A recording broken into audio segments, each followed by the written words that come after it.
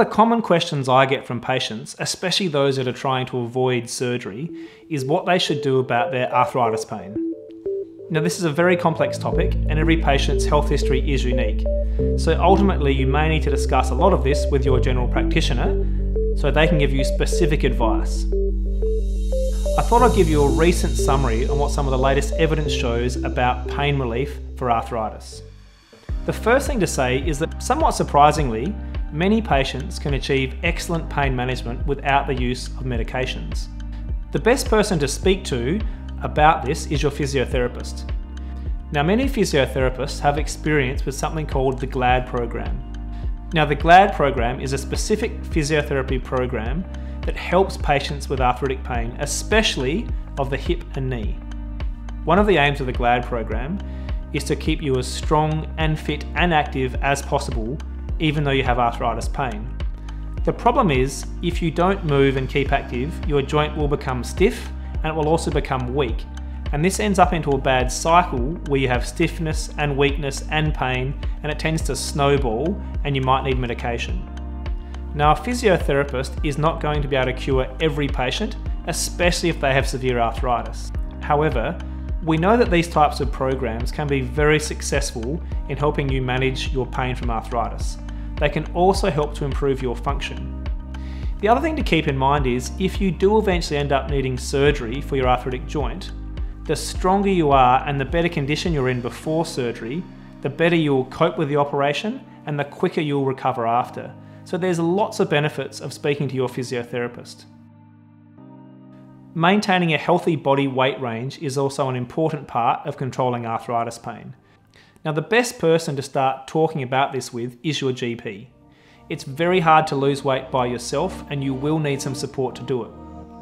Your GP can also refer you, if required, to other healthcare practitioners, maybe a dietitian or a nutritionist, to help with your weight loss journey. If you go to your local chemist or health food shop, there will literally be an entire wall of supplements, and many of them claim to help arthritis pain. The reality is that most of these supplements have a poor evidence base in actually reducing arthritis pain. On the flip side, most of them are safe and won't interact with your regular medications. However, there's no point in you spending your time and money on supplements if they don't have an evidence base of helping arthritic pain. The Australian National Health and Medical Research Council does not recommend, for example, taking glucosamine or chondroitin for joint pain. There's just not enough evidence to support its use. Now, there is increasing interest in the scientific community about whether a natural supplement called tumeric, or the active ingredient which is called curcumin, works as a weak anti-inflammatory inside your body. At this stage, we can't really call either way whether there's benefit or not, but some people do tend to have some relief if they take it. I'd use the same approach with fish oil, is that you could trial it, and if you're feeling benefit, continue it, and if you're not feeling benefit, then you could cease it. For years and years, many doctors, including myself, have advised our patients to take paracetamol or Panadol for arthritis pain. The most recent evidence shows that Panadol probably only has a very weak effect, if any, upon arthritis. Now, this may surprise you, especially given some companies directly market paracetamol for arthritis pain. The good thing about paracetamol is that it is quite safe, and it usually is okay for people to take regularly. Check with your GP if you're not sure. But the dose of Panadol you should be taking if you've got bad arthritic pain is 2 tablets with breakfast, lunch, dinner and before bed. If you don't take it regularly, it just won't work. Now, Panadol works synergistically with other medications called anti-inflammatories. And by that I mean, if you take an anti-inflammatory alone, you will not have as good an effect on your pain as if you take an anti-inflammatory and Panadol together. They work together to reduce your pain. There is excellent evidence that anti-inflammatories are very, very good at reducing pain from arthritis. In contrast to what many patients think, we don't take anti-inflammatories to reduce swelling in the joint. We take anti-inflammatories to reduce pain. Examples of common anti-inflammatories would include Voltaren, Nurofen and Advil. I tend to recommend the use of long-acting anti-inflammatories for patients with bad arthritis pain. And the 2 common names of these are Mobic and Celebrex. Now, Mobic you just take once a day and it lasts for 24 hours. Celebrex you take morning and night, and they are both sustained, slow-release medications. Now, anti-inflammatories give great pain relief, but they do have some risks. Especially in more elderly patients, they can interfere with your blood pressure, and they can also reduce your kidney function, and in some patients they can upset your tummy. So it's really important that you speak to your GP about whether or not these medications are appropriate for you. Ideally, if possible, we would take anti-inflammatories for a short course, say 2 to 3 weeks if our pain is very severe.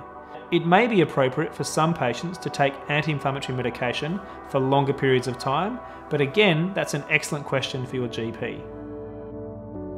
There are lots of myths about cortisone injections. The reality is a cortisone injection is safe and it's not very painful for most people if the person giving it to you is very experienced.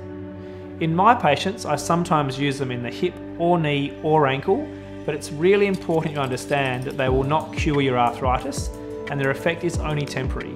It may only last weeks or months.